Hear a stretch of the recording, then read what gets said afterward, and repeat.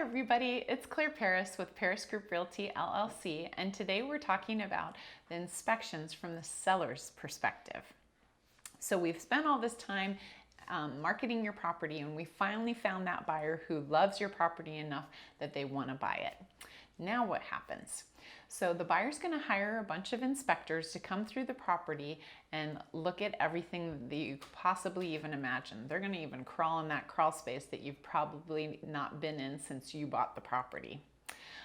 This whole process is going to take between 3 to 5 hours, and so you're going to want to find a place that you can go and maybe work or hang out so that you're not in there.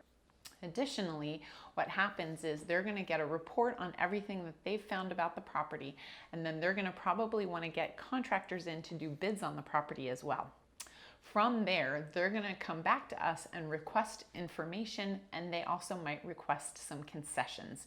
And those concessions can come in 3 forms. So it's either going to be price reduction, closing costs, or work to be done on the property.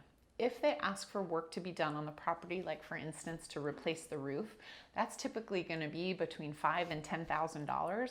And obviously most people don't have that in the bank to be able to pay for that unexpectedly. So what happens is the buyer's earnest money typically becomes non-refundable. So if anything should happen during the transaction, you have that money to pay for that work if the buyer walks away. Of course, if you have any questions, please reach out to me and we'll get through this together. Take care. If you like this video, click the like button below, and of course subscribe to our channel so you get all the new weekly content.